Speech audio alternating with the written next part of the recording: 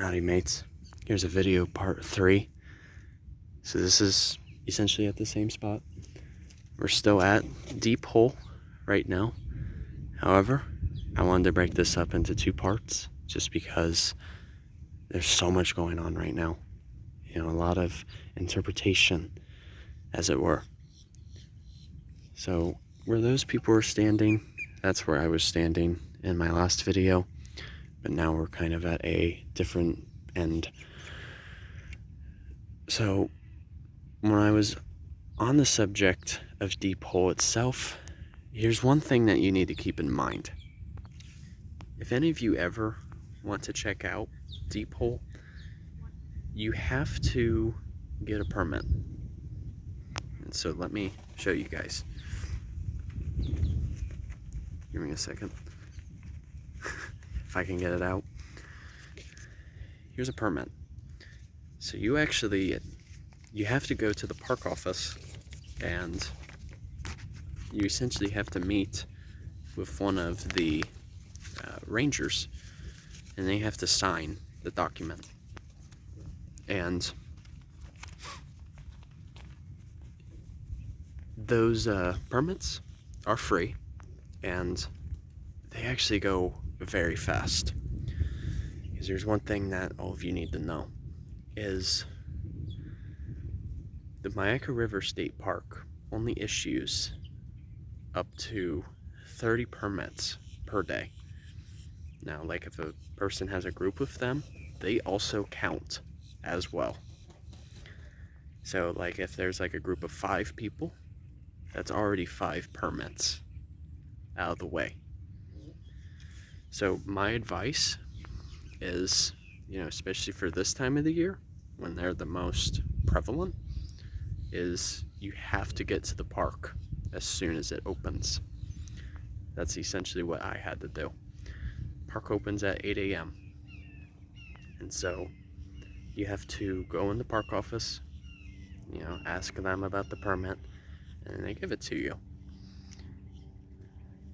But yeah, only 30. So once the 30 threshold has been passed, you can't get any more. So please keep that in mind, you guys. But I wanted to point out some other wildlife that's here as well, because right now is the absolute perfect time to do so.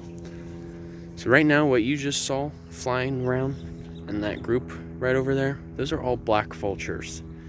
Now rest assured, those are not the same thing as turkey vultures. The difference has to do with the color of their head.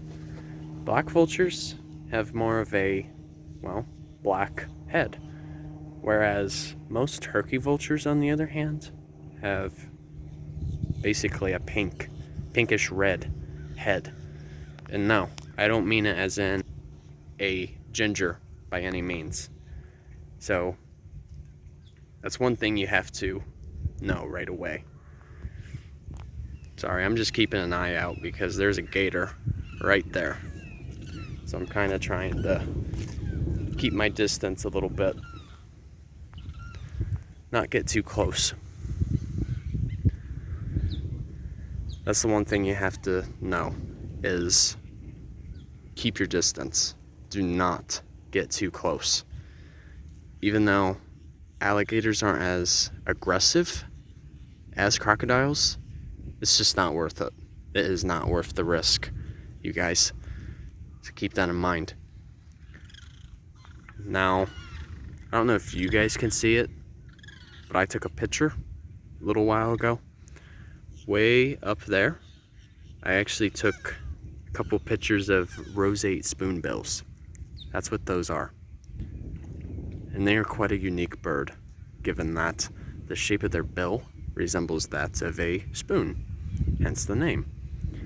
And they're like one of the only wading birds found in Florida that actually has pink plumage, which means they have pink feathers. Oh wow. I see a great blue heron out there as well, and one of the largest known herons in Florida, and they're migratory. I've seen them all the way up in Ohio as well.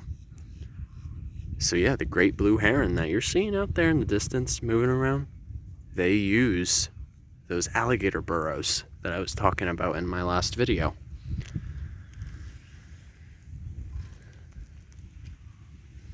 And then, if I go the other direction, wow, I'm like the only person here right now. But a little while ago, there were quite a few more people. But way out there, yeah, I don't know if you could see it, but the white plumage, those are wood storks.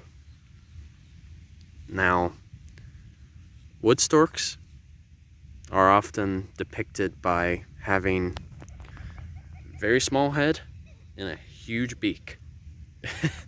And the beak actually appears kind of woody. No, not from Toy Story. So that's actually why they're called wood storks. And I believe that they are year-round residents. You can see them all year round. But they're another type of wading bird. They like to feed on especially some of the snails that you can find around here. A great example could be the apple snail, which, by the way, are invasive. Let me see if I can pull it out. So like, I found a shell not too long ago. I believe this is a shell that belongs to an apple snail. Now in terms of like, if it's the native one, I would still have to find out. But usually the apple snail that is invasive, which is a separate species, their shells can be huge. But what's neat about this shell, you see like at the peak right there, you're seeing that Fibonacci sequence, which is found with spirals, which is basically a mathematical phenomenon, which is quite amazing. But that'll have to be for a separate video though. But you can definitely tell where I'm standing, the water levels fluctuate year round. So like right now, given that we're in the dry season, you can see that the water levels have kind of dropped a little bit. But then I'm sure during the wet season, it's a whole different story. Because I'm sure at some point, this was all where I'm standing on, was all underwater. But yeah, deep hole, as I said in my last video, is 130 feet deep. There's no other spot like it in the area. It's basically one big sinkhole, almost like a quarry, but a natural one. Now, one last thing that I wanted to clarify on is, how can you really tell the difference between a male and a female alligator when they're young? Well, here's one thing. What's actually quite fascinating is you have to look at the eggs themselves once they're incubated. So as it turns out, pardon me, I thought I saw something quite neat. Female eggs, if they're around 88 degrees Fahrenheit or lower, those are usually females. But then to know if you're looking at a male, it's usually around 89.6 degrees Fahrenheit to be specific. And it has to be like right there too. There's like really no in between. And that's how you know if you're looking at a male. But then, here's the kicker. Anything above 90 degrees Fahrenheit, those are females. So, part of it is also looking at the temperature of the eggs. But then, to make it easier, you really just have to look at the body size once they're adults. Oh wow. Those black vultures, man, they got some nerve. Because there is literally a gator right there. That is insane. Yeah, they got some nerve. Whew. But yeah, as I said, deep hole is totally recommended for you guys, for anyone. But you have to keep in mind, they only issue 30 permits per day. That's it. And the reason they do that is if there was no limitation, this place would be packed full of people. And essentially, the alligators would really not want to hang around here.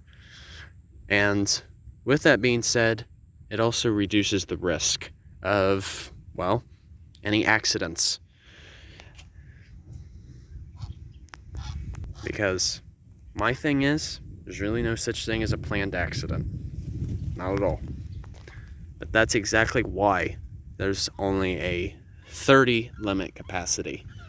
And it also helps keep it more in its natural state. It remains undisturbed. So I'm glad that the state park incorporates that. So alright, you guys, I really hope you enjoyed this second video and hope you learned something of value. Like I said, this is one of the main reasons why, and it's my first time at this particular spot, because usually this is one of the more ideal times of the year to come here. So alright, you guys, take care, enjoy your Wednesday, and journey on a journey is outwards. Take care, folks. See ya.